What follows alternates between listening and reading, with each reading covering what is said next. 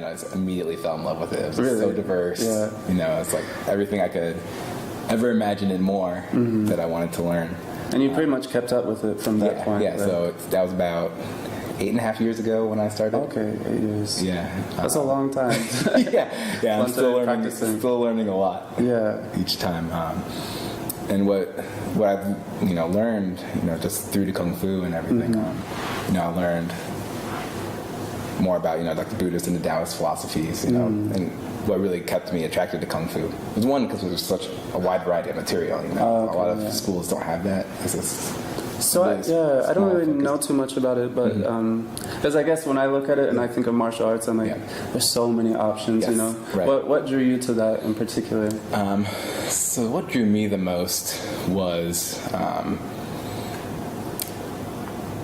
it was mostly just a wide variety of material. So say Taekwondo is mostly focused on kicks and tournaments and things like that, whereas karate is more like hard style and things like that. So what you'll find is that a lot of these different martial arts kind of branched off of Kung Fu at some point in their lineage and tradition.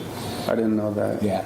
So I guess I thought of them as like kind of separate. Right, maybe developing just individually, but you found that they actually tied back. They all kind of tie back to Kung Fu in a sense. Kung Fu started, a lot of the martial arts people don't realize have only been created past maybe 100 years or so. Really? Yeah. Whereas Kung Fu is 1,500 years old. 1,500 years. Yeah, right. Is there anything that people were practicing, like maybe before? And there were some Indian arts that were taught before, and that's where some of the history of Kung Fu was actually said. It was started by a Buddhist monk from India that came to China. Oh, okay. Right. Most people wouldn't think that. Yeah, no, they wouldn't. And he actually taught them yoga.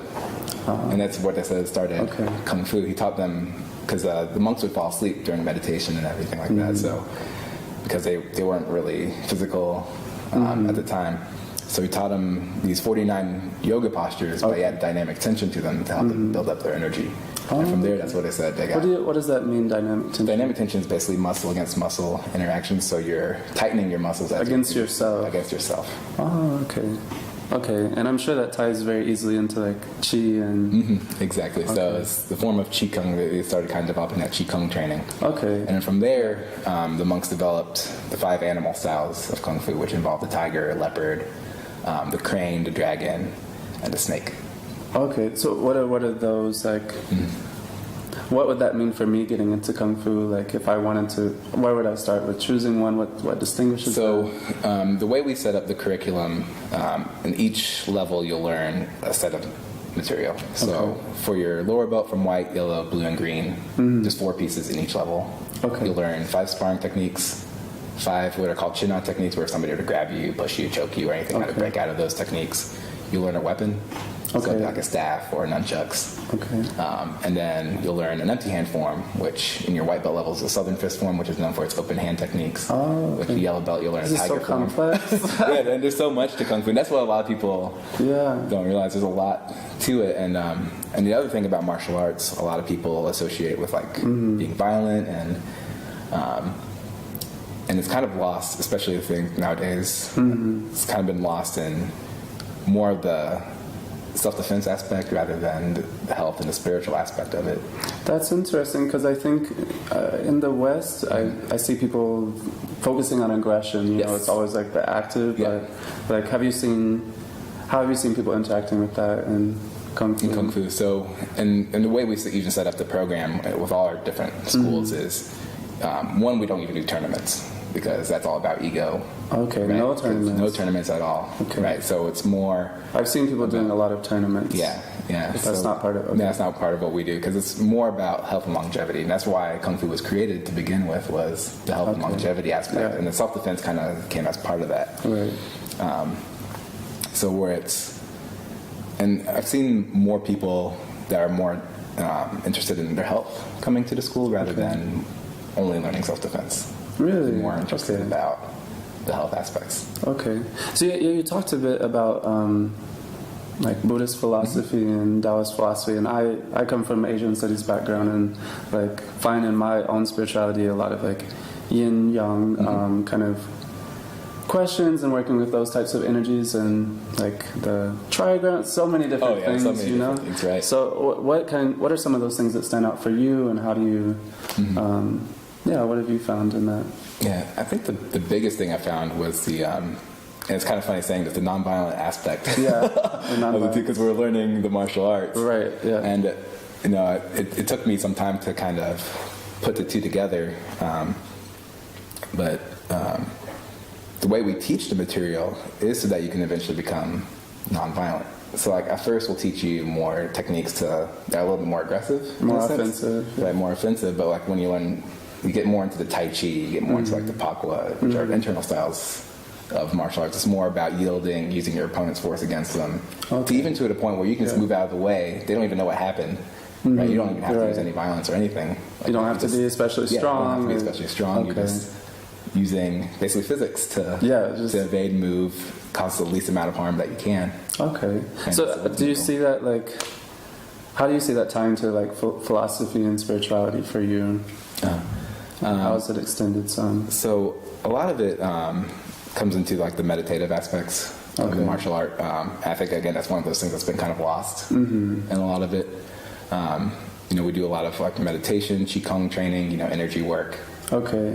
You mean during a practice of kung fu? Yes. Not just like a separate... So eventually, a lot of people when they see external, we call them external arts and internal arts. Okay. So like external will be like your animal styles, the internal arts will be like the Tai Chi, the qigong training.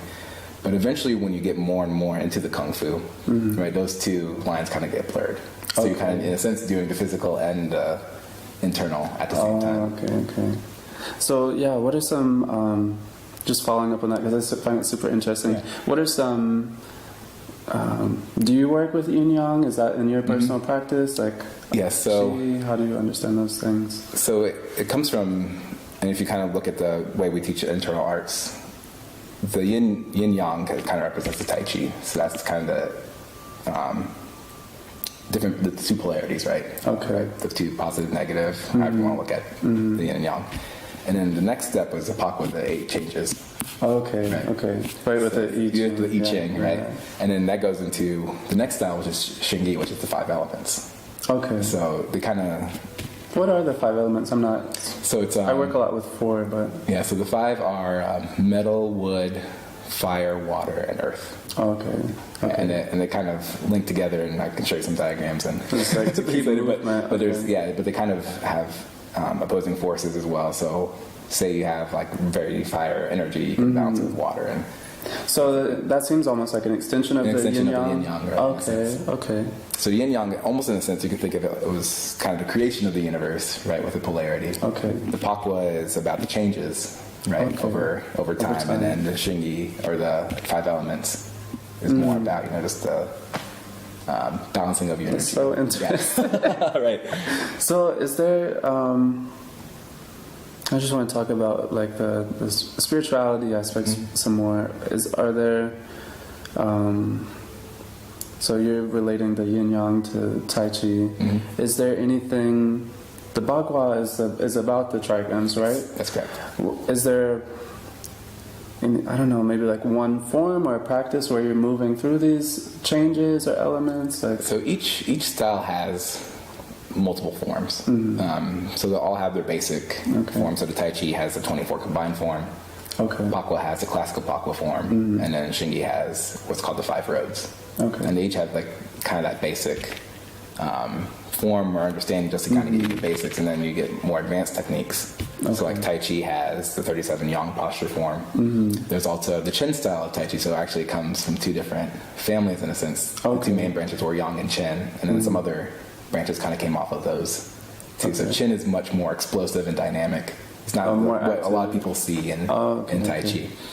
And then there's weapons with each of those styles too. So there's like the Tai Chi fan, Tai Chi spears, Tai Chi sword, and things like that. And then each of even same thing with Pakwa and Shingi, they each have their own kind of. So there's so many different paths that one can go. It's not that's becoming more complex for me, because I think when someone hears kung fu, they're like, that's a specific thing, right. But it's so much more than, because it comes from, and especially our style of kung fu, because if you go to a lot of other different kung fu schools, they'll maybe just focus on mantis style and Tai Chi, and that's it. Okay. Or it'll focus on, tiger style and something else. So each of your students, for example, may be in a very different part of their practice. Maybe they have a different weapon they're working with, a different animal, a different internal. In a sense, because we do teach.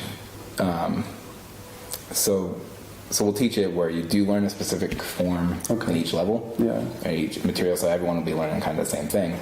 But there are opportunities to kind of learn other materials. So like actually next weekend, or this coming weekend, my instructor's coming out to teach Epoch form. Oh, okay. With the spear, actually. And then if you have an interest in learning that, you can do that, which aren't part of the testing requirement yet. So once they've taught it enough, that's when the masters will say, okay, well, maybe add it to first degree black belt, second degree black belt, sixth degree black belt, whenever they feel it's appropriate. So, so a student then can make it very much a personal practice for themselves and work with some of the things they're more like aligned with. Yeah, exactly. And then that's where you can kind of focus on the things that you like the most and that kind of resonate with you. But then you can still pick up things that, different aspects from another from another style of our Kung Fu, right? So let's say, maybe you really like tiger style Kung Fu, right? But maybe there's something from the monkey style that you can kind of work on and develop and help your health and longevity.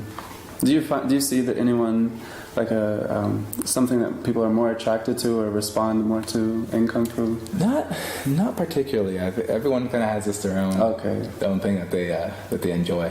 And you feel that the art provides a lot of space for that? It does. Okay, that's beautiful.